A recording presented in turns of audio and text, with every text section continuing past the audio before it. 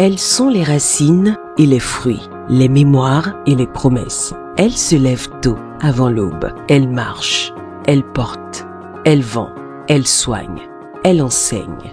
Elle est la mère, la sœur, l'épouse, l'âme du foyer et du pays. Et peut-être aussi chef, ministre, entrepreneur. La femme du Bénin se lève aujourd'hui pour écrire son avenir. Le gouvernement du président Patrice Talon a fait de la promotion des droits et du leadership féminin un pilier du développement national. Les réformes engagées depuis 2016 changent concrètement la vie des Béninoises, qu'il s'agisse de protection juridique, d'autonomisation économique, de participation politique. Et sur le plan des réformes juridiques, par exemple, il y a eu l'adoption et la mise en application en 2021 de lois renforçant la lutte contre les violences basées sur le genre et le harcèlement. En 2021, pour coordonner ces avancées, l'Institut national de la femme a vu le jour.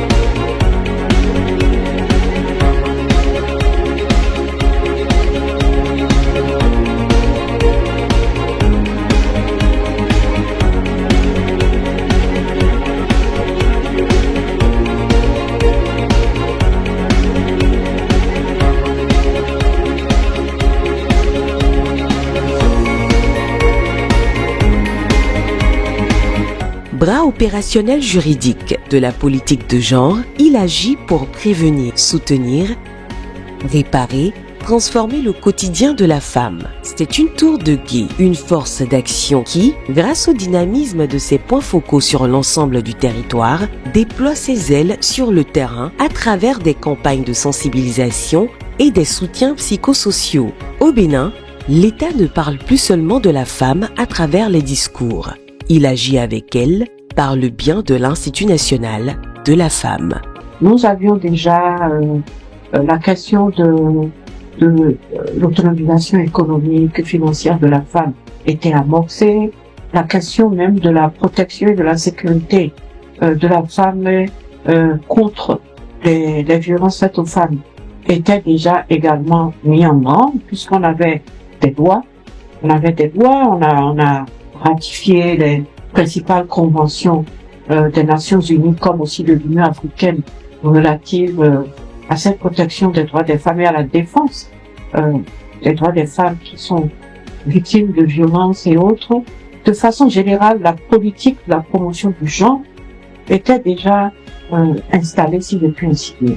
Mais vous aurez remarqué que pendant cette période, l'impunité était de mise dans la gestion des plaintes que formulaient les femmes pour obtenir justice parce qu'elles ont été victimes de différentes formes de violences basées sur le genre. Ce qu'il manquait en fait, c'était un mécanisme institutionnel qui viendrait aux côtés du ministère qui a la charge des questions de femmes pour constituer en quelque sorte le bras opérationnel, surtout juridique, de la mise en œuvre des politiques publiques qui allaient dans le sens donc de la promotion du leadership féminin, de la lutte contre les violences faites aux femmes. Et les auteurs de ces violences-là, à cette époque, se disaient je vais le faire et rien ne va arriver. Il y avait comme un maillon de la chaîne qui manquait. Celui qui allait pouvoir, de façon claire, de façon déterminée, donner suite aux plaintes que les femmes formulaient,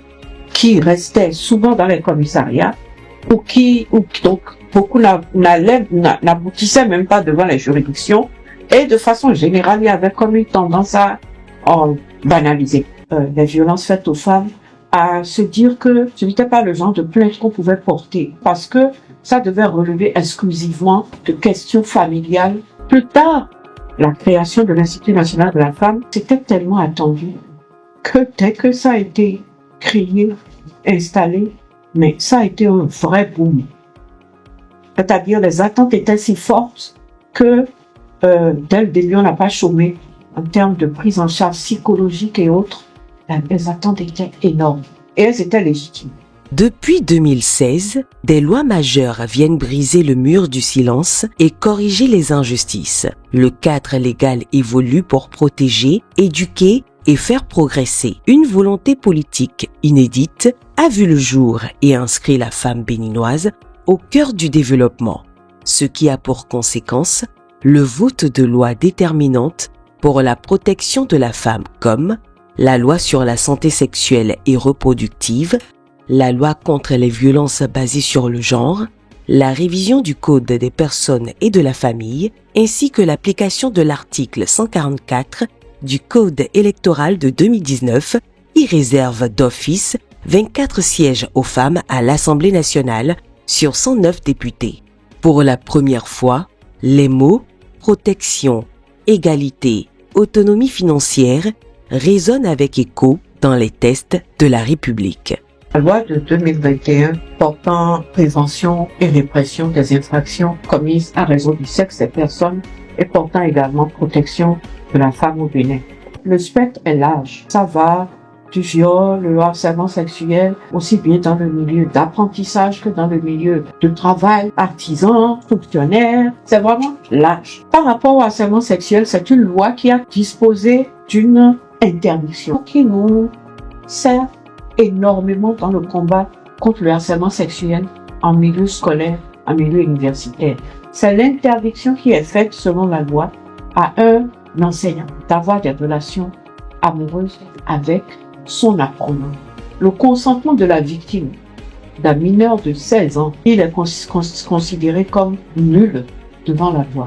La même loi criminalisait le mariage précoce et forcé. Aujourd'hui, avec l'application effective de ces lois devant les juridictions qui prononcent des peines sévères pour décourager toutes les formes de violences faites aux femmes, le relèvement de leur niveau de représentativité au sein des instances de décision, comme à l'Assemblée nationale, ainsi que les nombreuses campagnes de sensibilisation menées par l'Institut national de femmes, c'est avec aisance qu'elles parlent de ces avancées qui ont changé leur rapport avec la société béninoise.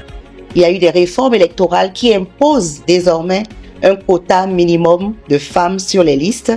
Et par exemple, la représentation féminine à l'Assemblée nationale est passée de 7% en 2019 à près de 28% en 2023.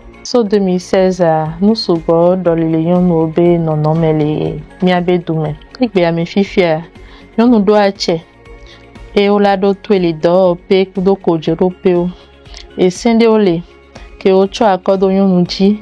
Et INF que au sodo so ebele do so 2022 ebe point focal o ebe antenne départementale o mido point focal o les sokulu les do peo et 5 que so INF a sodo ayan mais on la que clenyon nous be affordé de o les ebele avon kudo vovo toto alors nous dran o ewe ame o na kudo yon no kudo tugbeje vi o chan.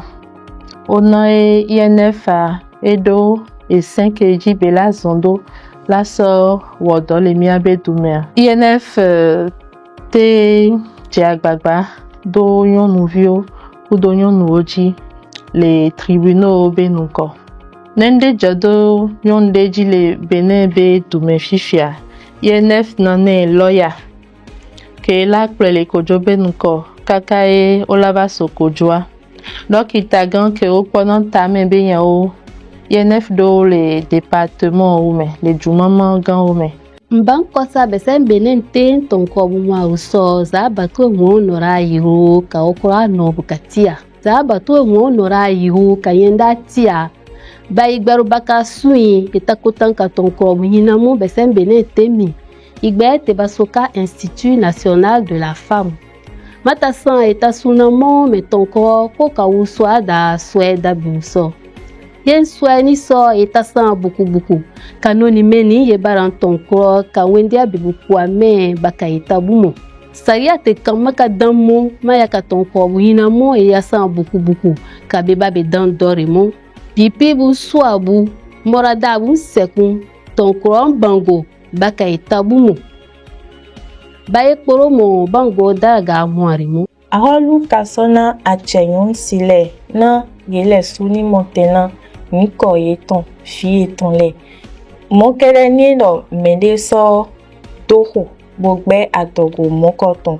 Yon si de renkeka bo divifo, gangoma no tekmoe, bona niko eton, fieton. Yon si de da ihoho niendo, yon si de asu kudu e kabi be asu, edona no te, chobo mo asu devo. Amon tiniendo edo hiado, emi mantoko, chobo me mokoton bai matinto, kabi chobo me mokoton be, e relanso da asu eton devo, kwede pepe nou de jule. En matière de lutte contre les violences faites aux femmes sous toutes ses formes, l'Institut national de la femme, de par ses attributions, notamment sa capacité à ester en justice, est un cas d'école qui inspire en Afrique. Mais comment fonctionne cette institution qui est venue rassurer la femme béninoise de ce qu'elle n'est plus seule et quels en sont les modes de saisine? Comment est-ce que monsieur et madame X peuvent saisir l'Institut national de la femme? Nous avons plusieurs voies de saisine. La première voie de saisine, c'est de dire que les populations peuvent se déplacer directement et venir au siège de l'Institut national de la femme. Ça, c'est la première méthode. Une autre manière de nous saisir est de composer le 114, qui est un numéro gratuit offert par le gouvernement béninois. Peu importe le réseau de téléphonie, les populations ont la possibilité de nous contacter sans payer un franc. La troisième méthode ou manière de nous joindre, c'est de passer par le numéro WhatsApp, qui est en même temps un numéro d'appel, le 01 51 07 88 88. Avec ce numéro, nous recevons donc des appels, des SMS, mais surtout des WhatsApp, des audios, des textes écrits par WhatsApp. Et une dernière méthode pour nous joindre, c'est de nous écrire tout simplement inf.contact@presidence.bj. Alors, une fois que nous recevons la plainte, peu importe les différentes voies de saisine, le premier pôle, qui est d'ailleurs le pôle d'entrée à l'Institut national de la femme, c'est le pôle assistance aux victimes. À l'intérieur de ce pôle, nous avons des psychologues, des assistantes sociales. Leur rôle, c'est d'accueillir et d'écouter les victimes. Il faut comprendre le besoin premier de la victime et savoir si la nature de la plainte est plutôt d'ordre civil ou d'ordre pénal. La particularité de l'Institut national de la femme parmi les autres acteurs de la chaîne de prise en charge est que nous avons un mandat juridique.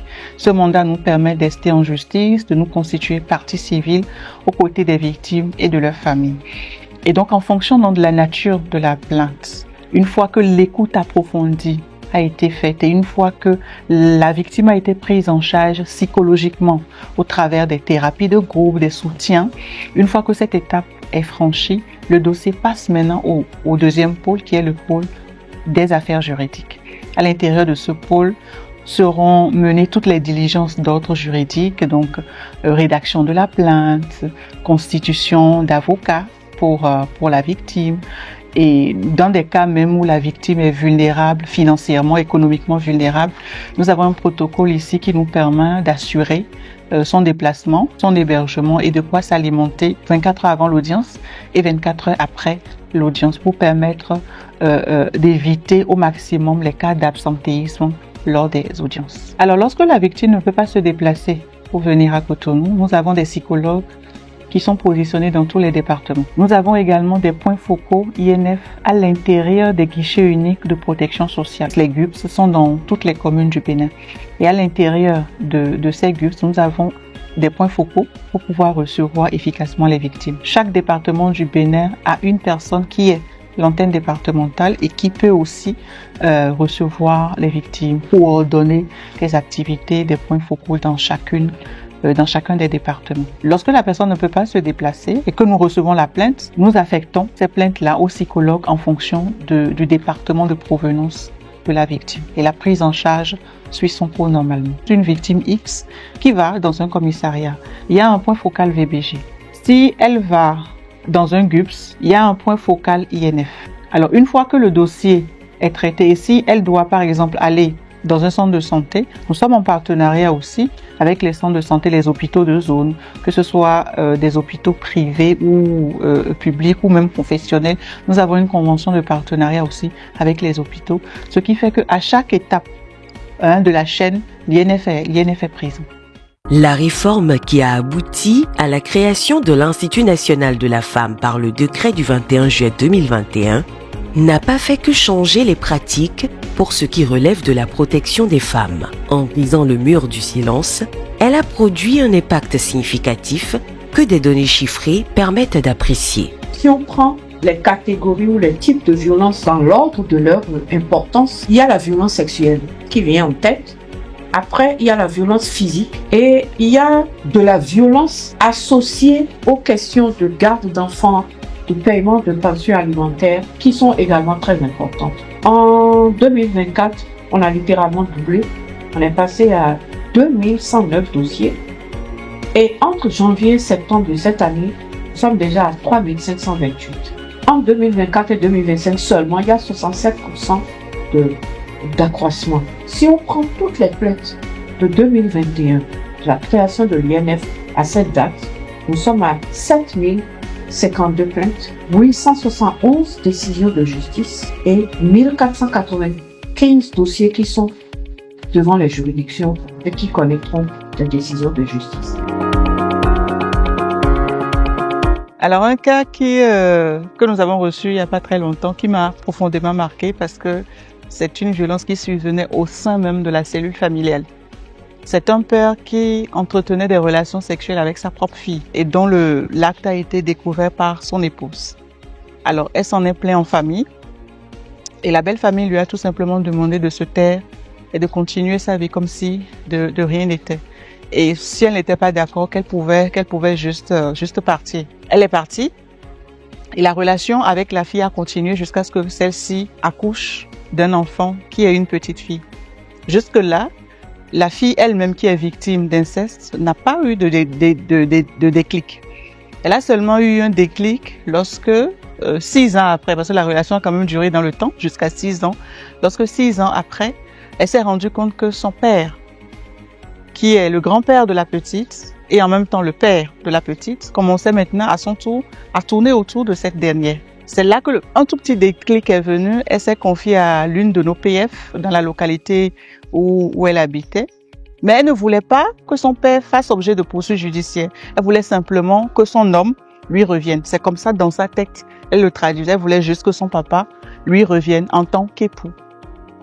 Le point focal fort de la personnalité juridique de l'Institut national de la femme nous a saisi directement le siège de l'Institut et automatiquement nous avons mis en branle le processus. Nous lui avons constitué un avocat, nous avons rédigé une plainte et tout de suite le père, qui est en même temps le grand-père, a été mis sous mandat de dépôt et conduit directement à la criette. Et les 2 victimes, donc la petite fille, je dirais même 3 victimes, la petite fille, la fille et l'épouse ont été prises en charge par les psychologues. Et les premiers moments des séances de groupe, des séances de thérapie, en fait, la fille ne comprenait pas que son père puisse être derrière les barreaux. Mais au fur et à mesure des séances, au fur et à mesure des thérapies avec nos psychologues cliniciennes, elle a fini par comprendre qu'elle était en réalité une victime, que cet acte-là n'était pas dans l'ordre normal des choses et que le fait que sa fille aussi ait été violée par son père, qui est en même temps son grand-père, n'était pas vraiment dans l'ordre naturel des choses. Et progressivement, elle a changé le paradigme. Il y a eu ce shift-là au niveau de son paradigme. Et l'affaire actuellement poursuit son cours au niveau de la justice. Concrètement, aujourd'hui, la femme béninoise est mieux protégée par la loi et davantage présente là où se prennent les décisions. Au-delà du renforcement des lois sur la protection de la femme contre toutes les formes de violence, les autres textes de loi qui ont contribué à améliorer les conditions de la femme béninoise, le gouvernement du Bénin ne s'est pas arrêté en si bon chemin. Depuis 2016, parallèlement aux législatifs, l'exécutif s'est attelé à donner aux femmes les moyens d'être autonomes financièrement. Ceci grâce à l'octroi de microcrédits qui sont passés de 100 000 francs CFA à 200 000 francs CFA ainsi que bien d'autres programmes d'assistance sociale.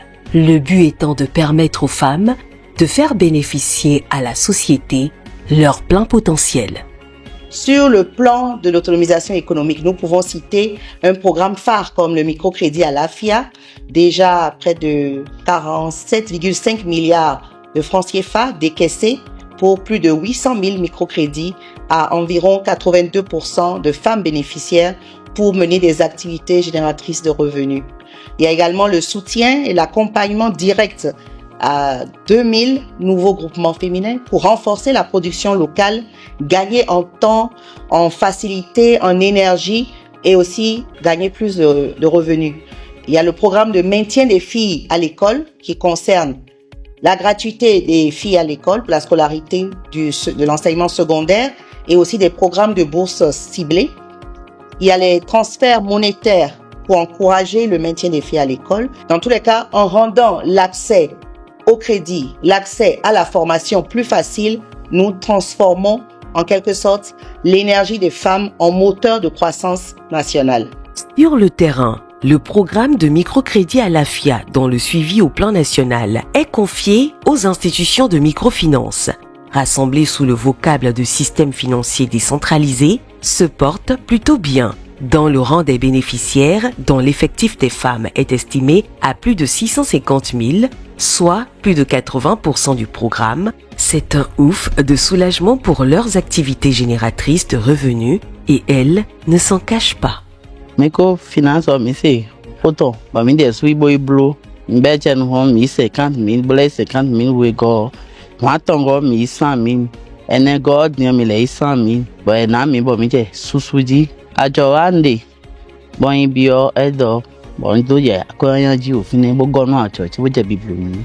No ho kusi ora ki me bo man me le bo no fle, bo no le sa ton lo ton me le ra ki me. Demi le blok mon kudo ni odi un mois ro won le mo e blobo. Enami, te maro kwa viki ya yo was mba yunu kumi de to me do mi da jo wa kwa de na e di mi yo. Ewe mi namba. Avant, je fais les photocopies, saisies, relis, classification, un peu de tout. J'ai attendu un peu parler de crédit microfinance et puis j'ai fait un groupe de 3. On a été là-bas et ils nous ont expliqué comment ça se passe. Et puis on a pris 50 000 par chacun. Nous les 3, on regroupe notre argent et ça fait 26 000 qu'on rembourse chaque 26 de chaque mois. On va payer ça pendant 6 mois. Quand j'ai pris le microfinance, j'ai payé un peu de tissu appelé pagne pour les femmes que je suis en train de vendre. Je vends aussi les cahiers, les fournitures scolaires. On a fait le premier paie avec 50 000. Après, pour le deuxième, là, 100 000. Maintenant, ça marche bien. Je l'ai fait juste pour améliorer ma vente. Le paiement, c'est très facile, puisque j'ai une idée de faire de tontines par jour pour que chaque fin du mois, là, ça ne me dérange pas pour le paiement. Je vends de liens pilés. Ça fait 2 ans maintenant que j'ai commencé à prendre le microcrédit. Nous avons commencé à 50 000. Aujourd'hui, nous sommes à 100 000. Vraiment, ça nous aide beaucoup. Nous sommes tellement contents. Ça nous permet de pouvoir rester à la maison et d'attendre papa. Au moins, ça nous permet de s'épanouir, de se distraire aussi. Nous sommes très, très contents de ce microcrédit et que Dieu bénisse le président Patrice Talon. J'ai fait la coiffure et vends le maïs en plus d'hiver. J'ai commencé l'AFIA l'année passée. Quand il avait pris les 100 000 là, j'ai acheté plus les sacs de maïs. Aujourd'hui, là que nous sommes là, il y a déjà payé, remboursé les 100 000 quand j'avais pris. J'ai vendu les sacs de maïs et j'ai payé mes dettes. Et les sacs de maïs me restent. Si aujourd'hui je vends sacs de maïs maintenant, là, ce qui est là, ça revient pour moi, mon bénéfice. Je ne savais pas qu'aujourd'hui, j'allais prendre 100 000 et arriver rembourser. Aujourd'hui, on marche la tête haute parce que il y a quelqu'un qui est en train de nous aider à évoluer. Je suis déjà à ma 3e prise et c'est 100 000 fois 3e prise. Avant, je ne vendais pas les choses en gros. Je ne vendais qu'en détail. Donc avec ça, je peux faire en gros pour que les gens puissent venir acheter pour aller revendre.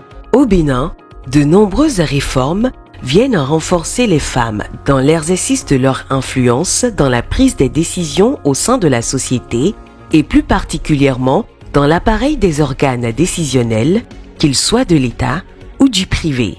Tout est mis en œuvre pour que leur qualité ainsi que leurs compétences soient valorisées. Sur le plan maintenant du leadership et de la participation, il y a la formation leadership et accompagnement des futurs élus via le programme d'appui à l'égalité du genre, le PAEG. Il y a aussi le compendium des compétences féminines, qui est une plateforme numérique qui recense des femmes compétentes en vue de leur promotion. Donc actuellement, cette plateforme est en cours de mutation pour devenir un véritable projet et il facilitera davantage dans les mois, les années à venir, la promotion des femmes dans l'administration publique et privée. La femme béninoise n'est plus seulement bénéficiaire de politiques publiques, elle en est aujourd'hui co-décisionnaire. Ces avancées ne sont pas une fin en soi.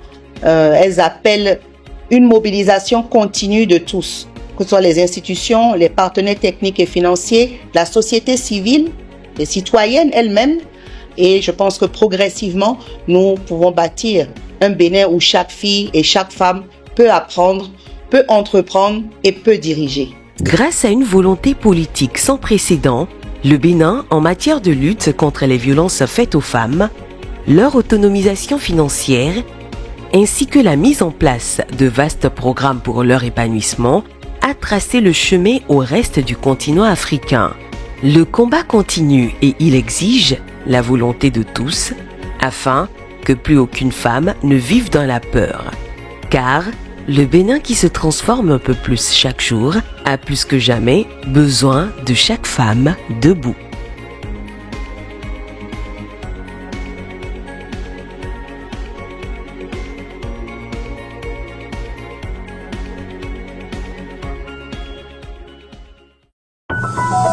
Ibis TV, créé pour inspirer.